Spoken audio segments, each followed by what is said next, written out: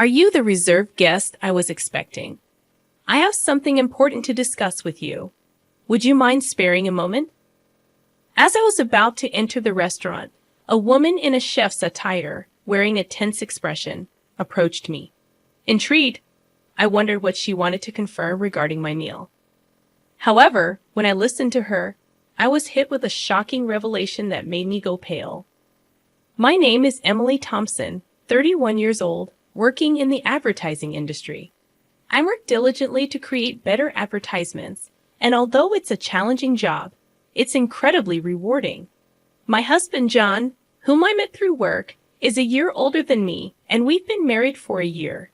Being a dual-income household, we efficiently share our household chores and help each other manage our lives.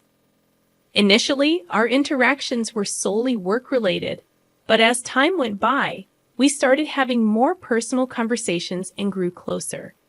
I realized that we shared similar interests and values, and I started developing feelings for him. Fearing that we might not see each other often after our collaborative project was coming to an end, I mustered the courage and confessed my feelings to him. Despite my nervousness, he accepted my feelings, and we started dating. After a year, he proposed, and we got married. Before marriage, John revealed that he had been previously married and was divorced. They were married for about a year, had no children, and mutually decided to part ways due to differing values. It seemed like John regretted not being able to make his previous marriage work. He appeared a bit reserved when it came to love, probably because of his past experience, but I understood. As long as there were no lingering issues, I didn't mind his past. It wasn't about wanting happiness for marriage, but wanting to live my life alongside John. So I accepted the fact that John was divorced and went ahead with the wedding. Our married life was filled with happiness, but slowly, the real implications of John being divorced began to unravel. After our wedding, we moved to an apartment close to both our workplaces, and John's parents lived nearby, and we get along well. Our married life has been smoother than I anticipated.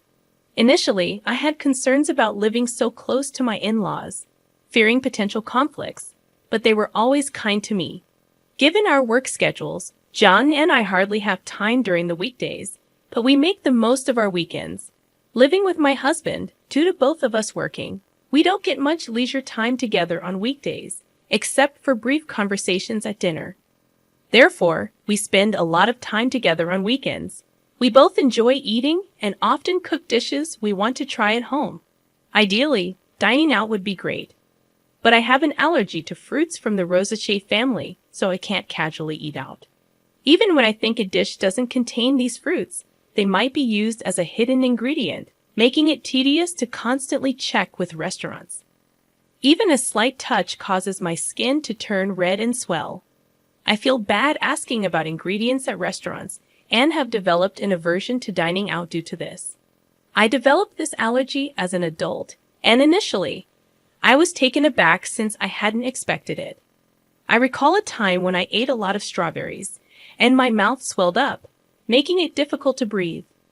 I used to eat fruits frequently, and after getting tested at the hospital, I was devastated to find out about my Rosaceae fruit allergy. Discovering that I could no longer eat favorites like strawberries, apples, pears, and peaches saddened me. I'd had reactions after eating food I thought was safe, only to find out they contained allergens, which further discouraged me from dining out. This made me apprehensive about buying ready-made meals or snacks, adding a bit of stress to my life. Perhaps due to the initial severe allergic reaction and the sadness of not being able to eat my favorite fruits, I became overly cautious about checking ingredients during meals with my husband. While we were dating, my constant checks made me feel apologetic. However, I can't feel at ease without thorough confirmation, and without it, I can't fully enjoy meals. Still, we love eating. My husband and I would select ingredients and enjoy cooking together, a routine that helped reduce my excessive worries. Fortunately, both my husband and his parents understood my allergies, easing the mental burden I felt after getting married. Especially my mother-in-law, who had a deep understanding of allergies due to her father's severe wheat allergy. Wheat is commonly used in many products, and even a little bit affected him. Allergies can be lethal, so we were very careful. She explained that she researched my allergy and always ensured that meals were safe for me when we dined at her place or went out. She took extra precautions, allowing me to enjoy meals without worries. You shouldn't have to be scared during meals. I'll make sure everything is safe for you, she told me, which almost moved me to tears. I have a great relationship with my in-laws, especially my mother-in-law, who treats me like her own daughter. We'd often go out together, and my husband and his parents are wonderful people. The concerns I initially had about my allergies have vanished. One day, a project I proposed at work was successful, earning me a promotion, which I excitedly shared with my family. They were all thrilled, especially my mother-in-law. While spending time with her, she invited me to celebrate at an upscale restaurant. That's a very fancy place, isn't it? I can't let you do that, I hesitated. The restaurant was in a luxurious hotel nearby, which I had always dreamt of visiting since my student days. However, it was truly upscale, and I felt it was too extravagant even for a celebration. You don't have to hold back. This is such a joyous occasion. Let me treat you, she insisted, genuinely happy about my promotion. Her sentiment warmed my heart, but I had reservations. I remembered visiting the restaurant's website before my allergy developed and dreaming of tasting their fruit-filled tart someday. The restaurant often uses fruits from the Rosacea family. While I appreciate my mother-in-law's kindness, besides the issue of the restaurant being upscale, I'm hesitant because they frequently use fruits from the Rosacea family, to which I'm allergic. Whenever I dined out with my mother-in-law in the past, we informed the restaurant of my allergy beforehand. But each time, I felt guilty asking them to accommodate my dietary restrictions. So, we often chose restaurants that seldom use my allergenic foods. I worry that even if we inform this restaurant about my allergy, it might inconvenience them due to their frequent use of fruits. Of course, dishes without these fruits are safe for me, and I'm tempted to try them. However, considering the kitchen likely processes these fruits as well, the risk scares me. In the end, I decided to decline the offer because of my concerns about an allergic reaction. Still, my mother-in-law was keen on the idea. I'll inform them about the allergy when I make the reservation. Don't worry. I also have a connection there, so they'll take good care of us. I was surprised to hear that she had connection to the restaurant, given that neither she nor my husband had ever mentioned it. However, I assumed it wasn't something she boasted about. Considering my mother-in-law's enthusiasm and my genuine interest in the restaurant's cuisine, we decided to have lunch there together. Given that it was a suggestion from my mother-in-law, who had always been considerate of my allergies, I felt relieved, thinking there was nothing for me to worry about. When I told my husband about this, he was surprised to hear that his mother had connections at the restaurant. He'd also mentioned that the restaurant sometimes serves fruit, and he appreciated their consideration for allergies. When I shared with my husband that my mother-in-law had informed the restaurant about my allergies during the reservation, and that they would take precautions, he seemed relieved. It's a celebration of your promotion, right? Make sure to enjoy yourself, he said with a laugh. Initially, I declined because of my allergies, but I had always admired the restaurant, so I was excited about dining there on the day I had been eagerly waiting for. Since it was a weekday, I took a half day off after finishing my morning work. I planned to head straight to the restaurant. Being a high-end place, I chose a more formal outfit than usual and paid extra attention to my appearance. When going to work, colleagues noticed my attire and asked about my plans. When I told them about the meal, they wished me a good time before I left the office excitedly. As I entered the hotel entrance, my mother-in-law was already there. The two of us headed to the restaurant on the first floor, and since we had a reservation, we were immediately escorted to our table. Our reservation was for 1:00 p.m., but due to the busy lunchtime, we were informed that the serving might be a bit delayed. Understanding the popularity of the high-end restaurant, I decided to order just drinks for the time being and wait patiently. Having already finished work and being encouraged by my mother-in-law, I ordered champagne. We enjoyed our conversation while waiting for our meal. Though I've had champagne before, the one I had that day tasted the best. Feeling the effects of the alcohol and the anticipation of dining at a restaurant I had longed for, I was in high spirits. From the dishes at the neighboring tables, I could tell the food looked delicious, and I eagerly awaited our meal. Suddenly, my phone rang from inside my bag. Realizing I hadn't turned it off during my meal with my mother-in-law, I tried to shut it off. Seeing the incoming call was from work, I sobered up immediately, worried that there might be a problem. I excused myself from my mother-in-law and stepped out of the restaurant to take the call, ensuring no one was around in case of sensitive information. The call was regarding a document I had submitted earlier that day. My colleague urgently needed clarification. Relieved that it wasn't because of an error on my part, I answered their questions and wrapped up the call in about 5 minutes.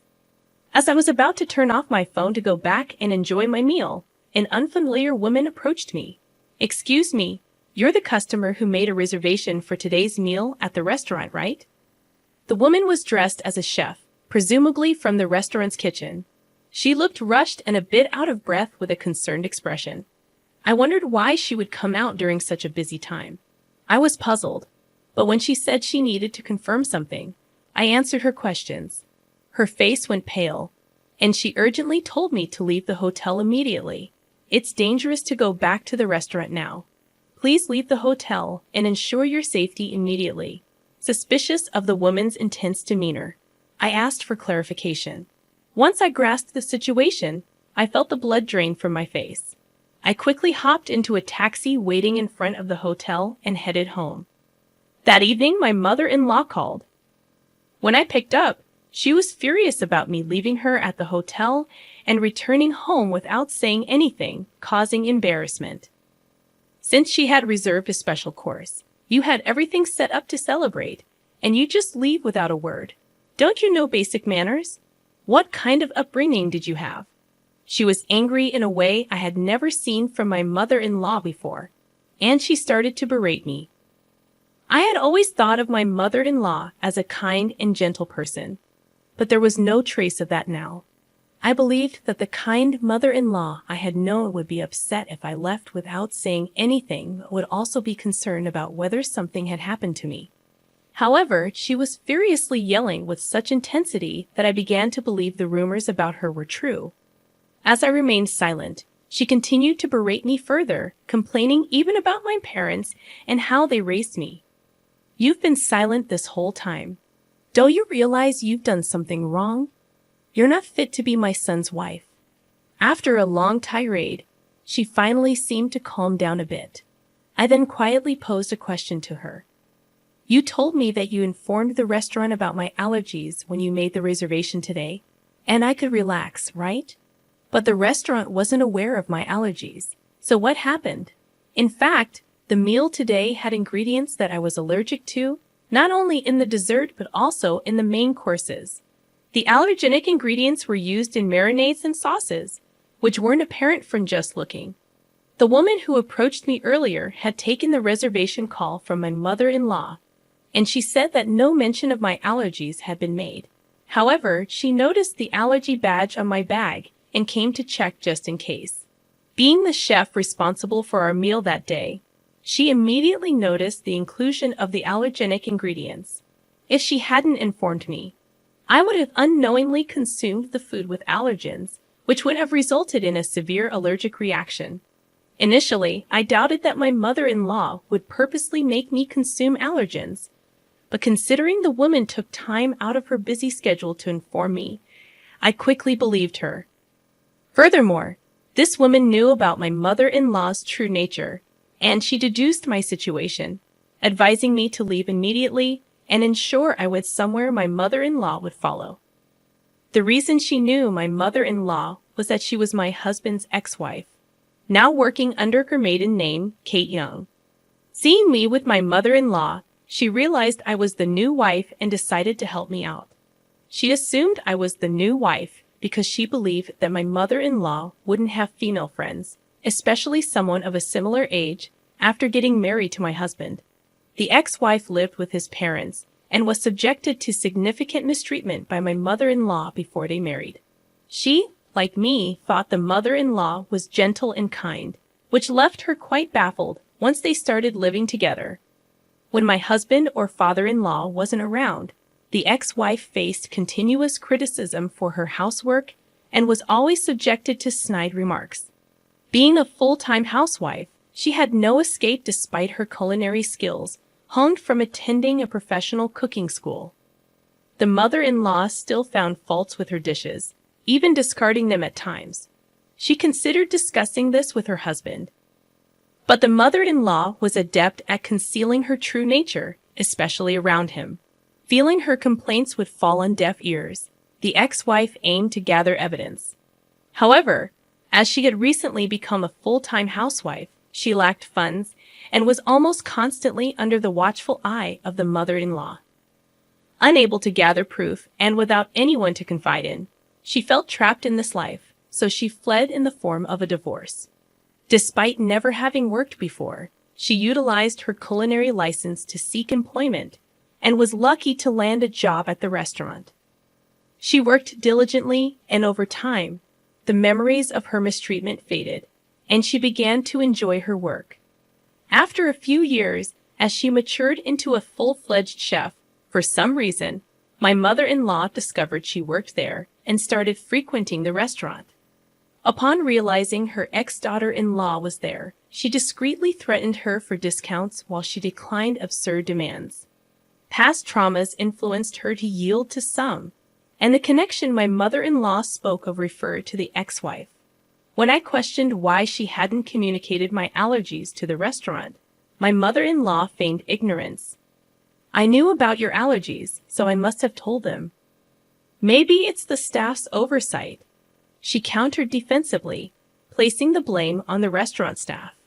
Given that the reservation call was handled by the ex-wife, it's probable that my mother-in-law deliberately didn't mention the allergies, intending to pin the blame on the restaurant. However, I was already onto her game, considering the restaurant's stringent guidelines on allergies. If informed, they'd have accommodated my dietary needs. Moreover, they record calls for dispute resolutions, so it would be easy to verify who was at fault. When confronted with this, my mother-in-law, not anticipating recorded evidence, fell silent. I pressed on. "You've always been cautious about my allergies. Why did you not mention them this time?"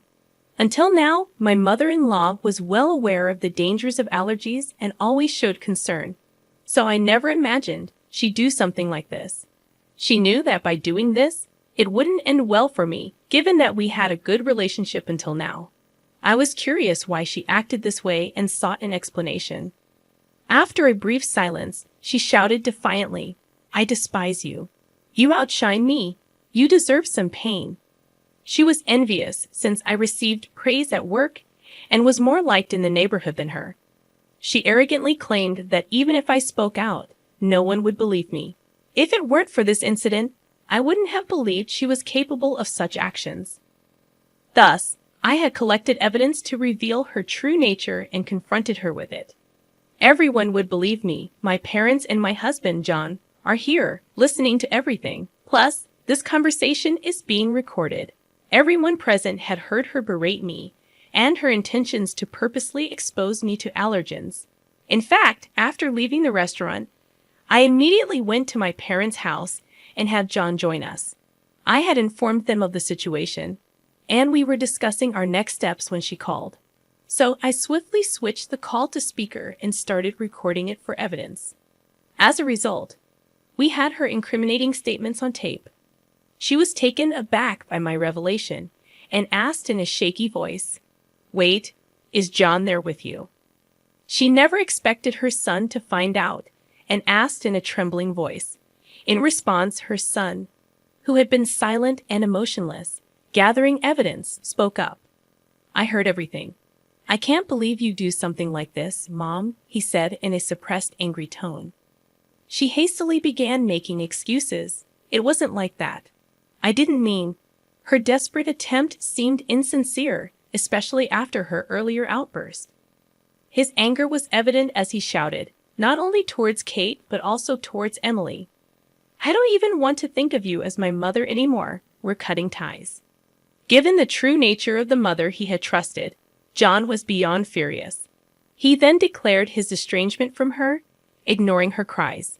Furthermore, my parents said that they would sue her for attempted murder, and John cut off the call, disregarding her voice. Later, when John informed his father about the incident, he was furious and suggested divorce, eventually throwing her out of the house. With no relatives to rely on, no income, and being a housewife, she clung desperately, pleading and crying. Her husband, feeling a final bit of pity, put her in a basic apartment, paid the first month's rent, and told her to find work so she could support herself. But having been a housewife, she seemed to lack the drive to work, and, for some reason, clung to both John and me. She barged into our house demanding money, but we drove her away, telling her to earn it herself, especially John, who was extremely stern, ensuring she wouldn't approach our house again. Later on, rumors suggested she started working at a nearby supermarket, but she seemed quite disheveled.